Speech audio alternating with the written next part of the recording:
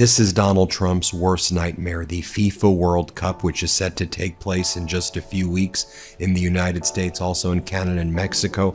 It's turning out to be a massive disaster. Donald Trump and Gianni Infantino, who's the president of FIFA. It's next conquest. We're doing this again? He talks about war like he's bragging about women with Billy Bush. This is not something we're... And in case you're wondering, America is back. That's right, just like the McRib. Donald Trump seems to be in another public meltdown, and this time it comes after weeks of relentless criticism from Stephen Colbert and Jimmy Kimmel on live television. What makes the whole situation even more damaging for him is that every time he fires back with an angry response, he ends up reinforcing the exact image they're mocking. Instead of shutting down the criticism, his reactions keep drawing more attention to it, turning what might have faded away into an even bigger story and making it harder for him to escape the spotlight. F you, because that's what it is. Formal peace talks are expected to begin on Saturday in Pakistan. The United States will be represented in these talks by J.D. Vance, Steve Witkoff, and Jared Kushner. Trump sent Jared so he could have some alone time with Ivanka over the weekend. Both hosts were hitting the same weak spots at the exact same time, and that's a big reason the criticism started gaining so much attention.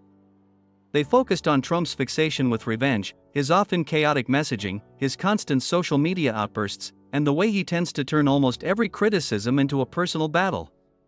Jimmy Kimmel went after Trump's comments about Iran, his aggressive rhetoric, his endless posting sprees, and his repeated demands that critics face consequences whenever they make him look bad in public. Stephen Colbert took a different approach, highlighting what he saw as contradictions surrounding Trump's White House ballroom project while also drawing attention to his focus on image and appearance during major international issues. Together, those criticisms fueled a growing perception that Trump is more concerned with spectacle and public image than with leadership itself. Is because he was the guy in charge of brokering peace between Israel and Palestine a few years back, and that turned out great. Trump is funny because he keeps claiming we won this easily, we won it, but he's furious with our allies in NATO for not jumping in to help open the strait. He had a 2-hour chat with the head of NATO yesterday that did not go well, according to the people. The situation really blew up when Trump publicly called on ABC and Disney to fire Jimmy Kimmel after Kimmel made jokes about the age difference between Trump and Melania. What could have been just another late-night comedy moment quickly turned into a much bigger controversy, as Trump's response drew even more attention to the joke and sparked a fresh wave of discussion.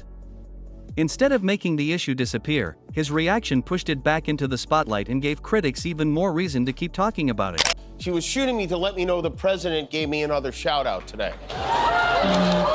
What's that? Donald Trump wants you fired again. I haven't even been fired once. How can I be fired again? It's ABC Fake News Network firing seriously unfunny Jimmy Kimmel, who incompetently presides over one of the lowest-rated shows on television. People are angry. It better be soon. Trump quickly treated the joke like it was some kind of serious attack, launching into angry posts online, calling Kimmel untalented, and demanding that there be consequences. Instead of brushing it off and moving on, he escalated the situation and turned a simple joke into a much bigger story. In fact, his reaction became the story. And that's the one thing late-night television understands better than almost anyone. Trump has managed to survive scandals, lawsuits, investigations, and endless political drama, but mockery seems to affect him in a completely different way. Comedy has a way of cutting through the performance, turning dramatic speeches into punchlines and exposing contradictions almost instantly. That's exactly what Kimmel and Colbert have been doing. They've taken Trump's own words, posts, and actions and boiled them down into moments that millions of people can immediately understand. One day he's talking tough about military action while presenting himself as a peacemaker.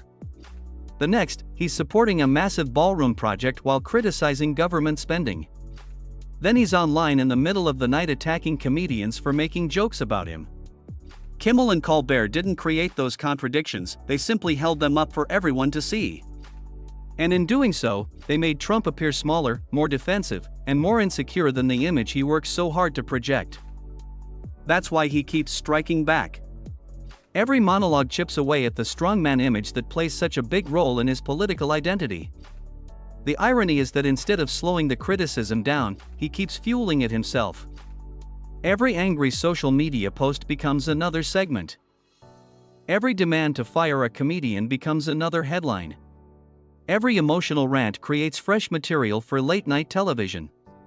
Kimmel has repeatedly pointed out how Trump treats jokes as if they're national crises while publicly presenting himself as tougher than everyone else.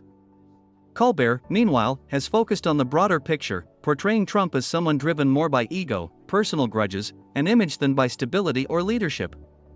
Together, they've built a narrative that keeps following him because it's rooted in his own actions. And the biggest irony of all is that his responses may now be causing more damage than the jokes ever could. If he had ignored them, most of these stories would have disappeared within a day, but instead he keeps giving them new life every time he reacts.